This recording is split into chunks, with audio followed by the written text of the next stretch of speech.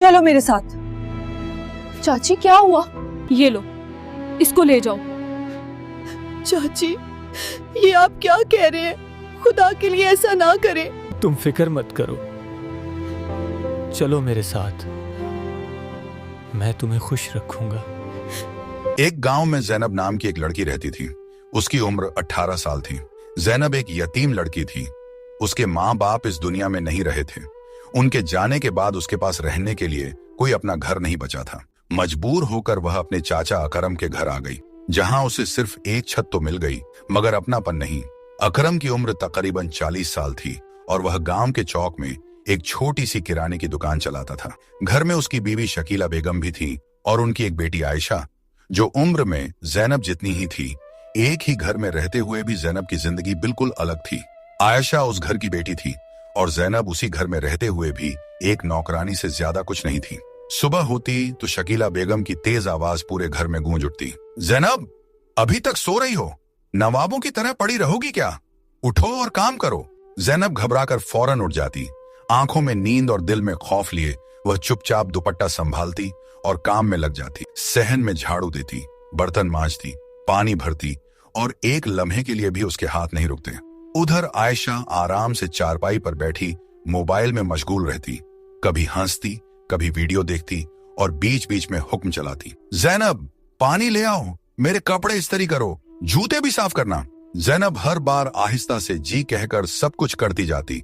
न कोई शिकायत, न कोई जवाब। शकीला बेगम दूर से उसे घूरती रहती और सख्त लहजे में कहती, काम ठीक से करना वरना आज खाना नहीं मिलेगा। ये सुनकर जैनब के हाथ और तेज चलने लगते। भूख पहले ही उसे कमजोर कर रही होती और ऊपर से डर उसके दिल को जकड़े रखता। सारा दिन वह यूं ही काम में लगी रहती। न आराम मिलता, न प्यार, बस हुक्म, डांट और खामोशी उसकी जिंदगी बन चुकी थी। शाम ढल रही थी। जैनब सहन में झुकी हुई काम कर रही थी। हाथ थकान से बोझिल थे मगर वह रुकी नहीं। इतने में दरवाजा खुला। अकरम घर वापस आया। दिन भर की मेहनत उसके चेहरे से जाहिर थी। जैनब ने उसे देखा तो फौरन सर झुका लिया और एक तरफ हो गई। अकरम की नजर एक लम्हे के लिए जैनब पर ठहरी। उसके दिल में हमदर्दी आई मगर वह कुछ कह न सका, क्योंकि वह जानता था कि उसकी बीवी शकीला बेगम बहुत तेज और चालाक औरत है। उसके सामने वह कभी खुलकर बात नहीं कर पाता। उसी लम्हे शकीला बेगम तेज कदमों से सामने आ गई। आ गए आप, अपनी लाडली को भी देख लें, वह गुस्से से बोली। सारा दिन सुस्ती करती है, काम कुछ नहीं होता इससे। जैनब खामोश खड़ी रही, सर झुकाए। अकरम ने हल्की आवाज में कहा, काम तो करती है। मगर शकीला बेगम फौरन भड़क गई। आपको तो बस इसकी तरफदारी करनी है, हम इसे मुफ्त में पाल रहे हैं क्या? अकरम फौरन खामोश हो गया। वह अपनी बीवी के आगे बेबस था। न वह बहस कर सकता था, न आवाज उठा सकता था। उसने एक नजर जैनब पर डाली मगर कुछ न कहा और खामोशी से अंदर चला गया। जैनब वहीं खड़ी रह गई, खामोश, अकेली और बिल्कुल बेसहारा। रात हो चुकी थी। घर में सब अपने कमरों में सो चुके थे। जैनब आहिस्ता से सहन के कोने में पड़ी अपनी टूटी सी चारपाई पर आकर लेट गई। पेट खाली था और दिल भरा हुआ। उसने आंखें बंद की मगर नींद नहीं आई। खामोशी में उसके आंसू बहते रहे। सुबह हुई तो अकरम काम के लिए निकल गया। जैनब खामोशी से एक तरफ खड़ी थी। जैसे ही दरवाजा बंद हुआ, शकीला बेगम का लहजा बदल गया। अब खड़ी क्या हो, जाओ अपना काम करो। जैनब डर कर फौरन काम में लग गई। इतने में दरवाजे पर दस्तक हुई। अल्लाह के नाम पर कुछ दे दो। शकीला बेगम तेज कदमों से दरवाजे की तरफ बढ़ी और दरवाजा खोल दिया। दरवाजा खुला तो बाहर एक नौजवान फकीर खड़ा था, फटे पुराने कपड़े मगर नजरें सीधी। वह आहिस्ता से बोला, अल्लाह के नाम पर कुछ दे दो। शकीला बेगम ने सर्द नजरों से उसे देखा। हमारे पास कुछ नहीं है। वह मुड़ने ही लगी थी कि उसकी नजर जैनब पर पड़ी, जो खामोशी से एक तरफ खड़ी थी। उसी वक्त आयशा भी पास आ गई और हल्की सी मुस्कुराहट के साथ बोली, अम्मी, बिल्कुल ठीक कह रही हैं आप। शकीला बेगम के चेहरे पर सख्ती आ गई। वह फकीर की तरफ मुड़ी और बेरहमी से बोली, अगर लेना ही है तो इसे ले जाओ। जैनब जैसे सुनकर साकित रह गई।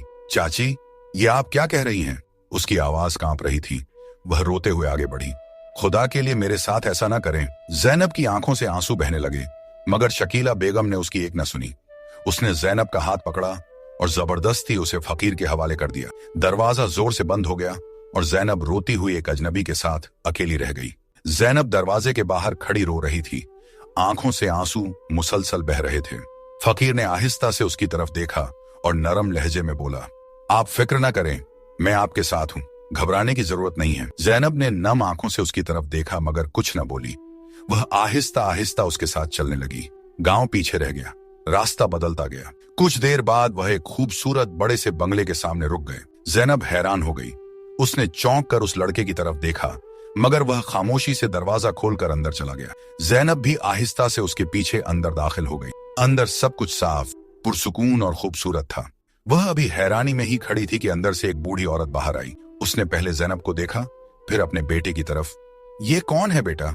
जैनब खामोश खड़ी सब देख रही थी। उसके दिल में एक ही सवाल था, ये सब क्या है? एक फकीर और इतना बड़ा घर? वह हैरानी और खौफ के दरमियान खड़ी रह गई। बूढ़ी माँ ने हैरानी से पूछा, ये कौन है बेटा?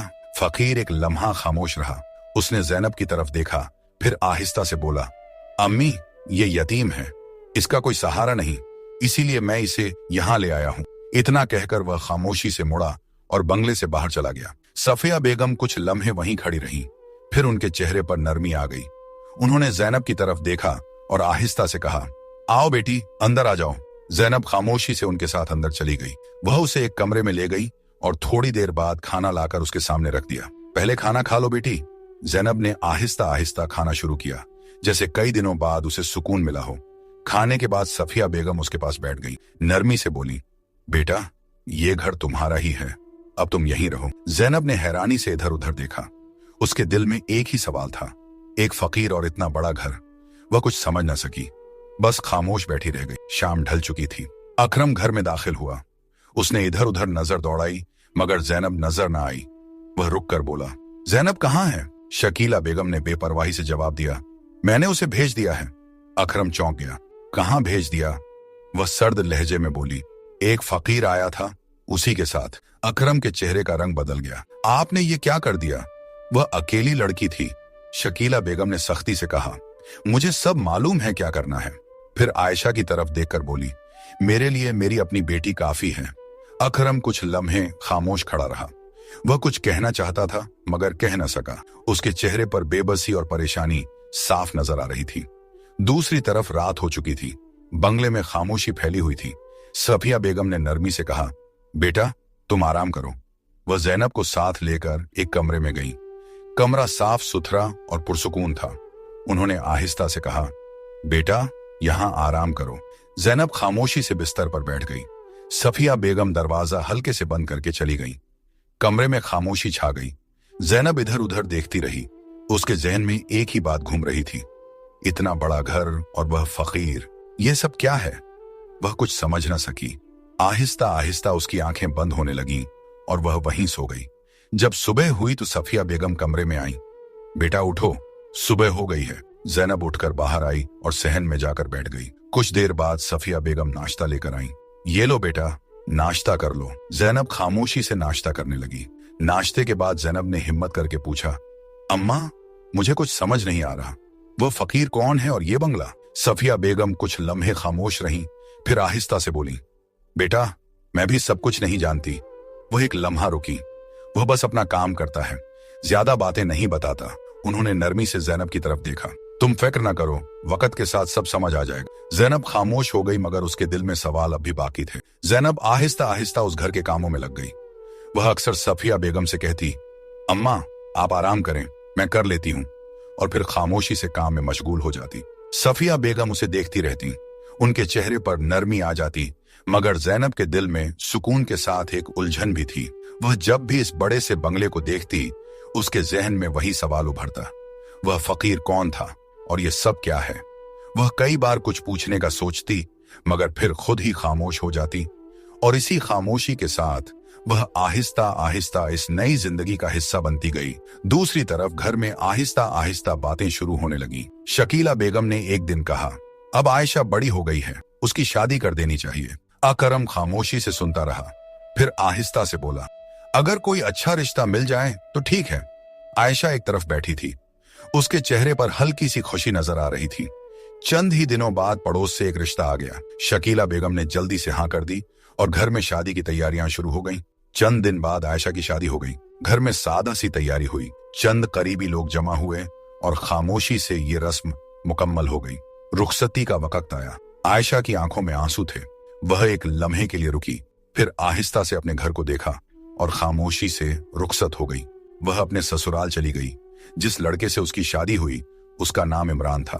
बज़ाहिर वह ठीक लगता था, नरम लहजा, सीधा सा अंदाज, मगर हकीकत में वह एक लापरवाह और आवारा मिजाज लड़का था। और यह बात अभी किसी को मालूम नहीं थी। शादी के कुछ दिन गुजर गए। शुरू में सब ठीक था। आयशा आहिस्ता आहिस्ता अपने नए घर में रहने लगी। घर में इमरान, उसकी माँ रुकैया बेगम और ससुर हाजी सलीम थे। मगर वक्त के साथ रवैये बदलने लगे। रुकैया बेगम अब आयशा को गौर से देखती, फिर एक ठंडी सांस लेकर कहती, तुम्हें घर का काम भी ठीक से नहीं आता। कभी रोटी देखकर कह देती, ये भी कोई पकाने का तरीका है। और कभी धीरे से ये जुमला कह देती, लगता है तुम्हें किसी ने कुछ सिखाया ही नहीं। उनके अल्फाज ज्यादा नहीं होते थे, मगर दिल पर असर छोड़ जाते थे। उधर इमरान भी बदलने लगा था। वह अक्सर देर से घर आता और आते ही खामोशी इख्तियार कर लेता। आयशा से बात करना जैसे उसके लिए जरूरी ही न रहा हो। घर में होते हुए भी एक फासले का एहसास रहता। आयशा सब कुछ खामोशी से सहती रही और दिल ही दिल में यही सोचती रही कि शायद वक्त के साथ सब ठीक हो जाए। दूसरी तरफ कुछ महीने गुजर गए।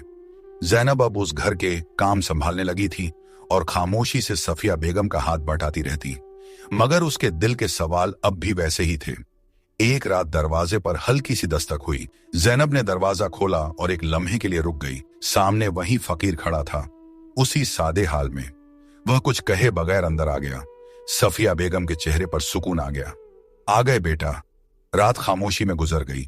न उसने कुछ बताया, न किसी ने कुछ पूछा। ज़ैनब सारी रात उलझन में रही। ये सब क्या है? जब सुबह हुई तो वही फकीर उठा। सफिया बेगम नाश्ता ले आई। वह खामोशी से नाश्ता करने लगा। फिर उसने अपनी मां की तरफ देखा और आहिस्ता से कहा, अच्छा अम्मा, मैं चलता हूं। और बिना कुछ कहे वहां से चला गया। ज़ैनब दरवाजे पर खड़ी उसे जाता देखती रही। उसके दिल के सवाल अब और भी बढ़ गए थे कि आखिरकार ये फकीर कौन है। ज़ैनब आहिस्ता आहिस्ता अंदर आई। उसके चेहरे पर उलझन साफ नजर आ रही थी।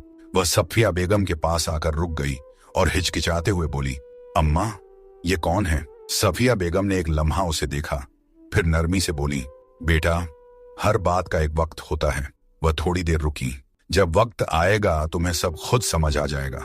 अभी परेशान होने की जरूरत नहीं है। ज़ैनब खामोश हो गई, मगर उसके दिल को तसल्ली न मिली। वह कुछ समझ न सकी। ये सब क्या है? वह फकीर कौन है? ये सवाल उसके दिल में वैसे ही रह गए। दूसरी तरफ वक्त के साथ आयशा के लिए हालात बदलने लगे।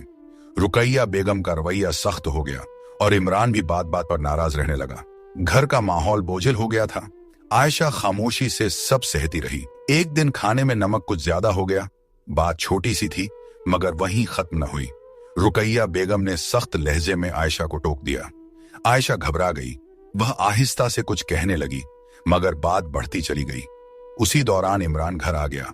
उसने आते ही बात सुनी और बिना कुछ समझे आयशा पर गुस्सा हो गया। आयशा अपनी सफाई देना चाहती थी, मगर उसने एक न सुनी। गुस्सा उसके काबू में न रहा और उसी गुस्से में उसने आयशा को तलाक दे दी। एक लम्हे में सब कुछ खत्म हो गया। आयशा साखित खड़ी रह गई। आंखों में आंसू थे, मगर अब कुछ बाकी नहीं था। इमरान ने धक्का देकर आयशा को घर से बाहर निकाल दिया। दरवाजा उसके पीछे बंद हो गया। आयशा कुछ लम्हे वहीं खड़ी रह गई। आंखों से आंसू बह रहे थे, मगर अब उसके पास वापस जाने का कोई रास्ता नहीं था। वह आहिस्ता आहिस्ता अपने घर की तरफ चल पड़ी। कुछ देर बाद वह अपने घर पहुंच गई। दरवाजा खुला। शकीला बेगम की नजर उस पर पड़ी तो वह घबरा गई। क्या हुआ? आयशा की आवाज भर आई, अम्मी, मुझे तलाक हो गई। ये सुनते ही शकीला बेगम साखित रह गई। उनकी आंखों में आंसू आ गए। घर में खामोशी छा गई। शाम को जब अकरम घर आया, उसने आयशा को इस हाल में देखा तो परेशान हो गया। बेटी, क्या हुआ? आयशा ने रोते हुए सब कुछ बता दिया। अकरम खामोश हो गया। उसके चेहरे पर फिक्र और बेबसी साफ नजर आ रही थी। उधर शकीला बेगम एक तरफ बैठी थी। उनके दिल में पहली बार पछतावे की चुभन महसूस होने लगी। जब सुबह हुई तो घर का माहौल बोझिल था। अकरम सबसे ज्यादा परेशान था। वह इस सदमे को बर्दाश्त न कर सका। खामोश बैठा था कि अचानक उसने अपने सीने पर हाथ रखा और दर्द से तड़प उठा। आयशा और शकीला बेगम घबराकर उसकी तरफ भागी, मगर वह कुछ न बोल सका। चंद ही लम्हों में वह इस दुनिया से चला गया। आयशा और शकीला बेगम उसे पकड़कर रोती रह गईं। घर में कोहराम मच गया। शोर सुनते ही गांव वाले अकरम के घर में जमा होने लगे। देखते ही देखते घर लोगों से भर गया। हर तरफ खामोशी और अफसोस की फजा थी। लोग आहिस्ता आहिस्ता उसके पास आते और दुआओं में लग जाते। कुछ देर बाद अकरम को सुपुर्द एक खाक कर दिया गया। घर एकदम सुनसान हो गया। चंद दिन गुजर गए। अकरम के जाने के बाद घर में कोई कमाने वाला न रहा। मजबूरी में दुकान भी बेच दी गई। कुछ दिन उसी से गुजारा चलता रहा, मगर वह रकम भी आहिस्ता आहिस्ता खत्म हो गई। अब न कोई सहारा था, न कोई आमदनी। घर के हालात दिन ब दिन खराब होने लगे। शकीला बेगम परेशानी में डूबी रहती। आयशा भी खामोश बैठी रहती। एक दिन शकीला बेगम ने भारी आवाज में कहा, हमसे बहुत बड़ी गलती हो गई। हमने जैनब के साथ अच्छा नहीं किया। आयशा ने सर झुका लिया। दोनों के दिल पर बोझ बढ़ता जा रहा था। उधर गांव वालों ने भी साथ छोड़ दिया था। कोई उनके करीब आने को तैयार न था। सबको मालूम था कि जैनब के साथ क्या हुआ था। शायद यही उनके अपने अमल का नतीजा था। हालात यहां तक पहुंच गए कि उन्हें खाने को भी तरसना पड़ा। दूसरी तरफ कुछ अरसा गुजरने के बाद एक दिन दरवाजा खुला और वही नौजवान घर में दाखिल हुआ, मगर इस बार वह पहले जैसा नहीं था। साफ सुथरे कपड़े और संभला हुआ अंदाज। जैनब उसे देखकर रुक गई। वह पहचान न सकी। इतने में सफिया बेगम आगे बढ़ी। आ गए बेटा? वह हल्के से मुस्कुराया। जी अम्मा, आ गया। जैनब की हैरानी और बढ़ गई। वह आहिस्ता से बोली, आप तो फकीर थे, ये सब क्या है? वह चंद लम्हे खामोश रहा, फिर बैठ गया। आओ बैठो, मैं सब बताता हूं। जैनब उसके सामने बैठ गई। वह धीरे से बोला, आज तक मैंने ये बात किसी को नहीं बताई, लेकिन आज तुम्हें बता रहा हूं, मगर ये बात तुमने किसी को नहीं बतानी। जैनब ने सर हिला दिया। फिर उसने कहा, मेरा नाम शहजाद है। वह एक लम्हा रुका। और मैं खुफिया इदारे ISI का अफसर हूं। जैनब हैरानी से उसे देखती रह गई। वह आगे बोला, मैं एक मिशन पर था जिसके लिए मुझे फकीर का रूप इख्तियार करना पड़ा। कई महीनों से इसी काम में था और अब मेरा मिशन मुकम्मल हो चुका है। फिर उसने संजीदगी से कहा, लोगों की नजर में मैं फकीर था, मगर हकीकत कुछ और है। वह चंद लम्हे जैनब को देखता रहा, फिर आहिस्ता से बोला, मैं तुम्हें यहां यूं ही नहीं लाया था। जैनब खामोश रही। मैं चाहता हूं कि अब हम अपनी नई जिंदगी शुरू करें। फिर उसने नरमी से कहा, मैं तुमसे शादी करना चाहता हूं, क्या तुम राजी हो? जैनब ने कुछ न कहा, बस हल्की सी मुस्कुराहट उसके लबों पर आ गई और उसी मुस्कुराहट में उसकी रजा शामिल थी। चंद दिनों बाद उनकी शादी धूमधाम से हुई। घर में रोशनियों की बहार थी। रिश्तेदार और मेहमान खुशी में शरीक थे। जैनब के चेहरे पर सुकून और खुशी साफ नजर आ रही थी। वह बार बार दिल ही दिल में शुक्र अदा करती। शहजाद भी उसका हर तरह ख्याल रखता। वक्त गुजरता गया और दोनों खुशी से जिंदगी गुजारने लगे। एक दिन शहजाद ने मुस्कुराकर कहा, चलो आज शहर घूमने चलते हैं। जैनब ने हल्की सी मुस्कुराहट के साथ हाँ कर दी। दोनों गाड़ी में बैठे और शहर की तरफ निकल गए। रास्ते भर जैनब बाहर देखती रही, जैसे नई जिंदगी को महसूस कर रही हो। कुछ देर बाद शहजाद ने गाड़ी एक जगह रोकी। चलो यहां कुछ खा लेते हैं। दोनों गाड़ी से उतरे। जैसे ही आगे बढ़े जैनब के कदम अचानक रुक गए। उसकी नजर सामने पड़ी। फुटपाथ के किनारे दो औरतें बैठी थीं, पुराने कपड़े और हाथ में कटोरा। वह भीख मांग रही थीं। जैनब की सांस रुक सी गई। वह पहचान चुकी थी। वह उसकी चाची और आयशा थीं। वह आहिस्ता आहिस्ता उनकी तरफ बढ़ी, आंखों में हैरानी और दिल में बेशुमार सवाल। चाची, आप यहां? शकीला बेगम ने सर उठाया। पहले तो वह पहचान न सकी, फिर जैसे ही नजर ठहरी वह चौंक गई। जैनब, तुम? उनकी आवाज कांप गई। तुम जिंदा हो? जैनब ने पुरसुकून लहजे में कहा, जी मैं जैनब ही हूं। फिर उसने शहजाद की तरफ इशारा किया, और जिसके हवाले आपने मुझे किया था वो यही है। ये सुनते ही शकीला बेगम की आंखों में आंसू आ गए। वह कांपती हुई आवाज में बोली, बेटा हमें माफ कर दो, हमसे बहुत बड़ी गलती हो गई। आयशा भी सर झुकाए बैठी थी। जैनब कुछ लम्हे खामोश रही, फिर आहिस्ता से बोली, आप माफी के काबिल तो नहीं थी, मगर अल्लाह की रजा के लिए मैं आपको माफ करती हूँ। उसने चंद नोट निकाले और उनके कटोरे में रख दिए, फिर खामोशी से मुड़ गई। शहजाद उसके साथ था। दोनों आगे बढ़े और एक रेस्टोरेंट में दाखिल हो गए। टेबल पर बैठकर खाना मंगवाया। कुछ लम्हे खामोशी रही, फिर शहजाद ने आहिस्ता से पूछा। जैनब ने सर हिलाया। हाँ वही। शहजाद खामोश हो गया और जैनब ने एक गहरी सांस ली, जैसे माँ जी का बोझ वहीं छोड़ आई हो। और यूं उनकी जिंदगी एक नई रोशनी के साथ आगे बढ़ गई। इंसान जो दूसरों के साथ करता है वही एक दिन उसके सामने आता है। इसलिए हमेशा रहम और अच्छाई का रास्ता इख्तियार करें। अगर आपको यह कहानी पसंद आई हो तो चैनल को सब्सक्राइब करें। फिर मिलते हैं अगली कहानी में।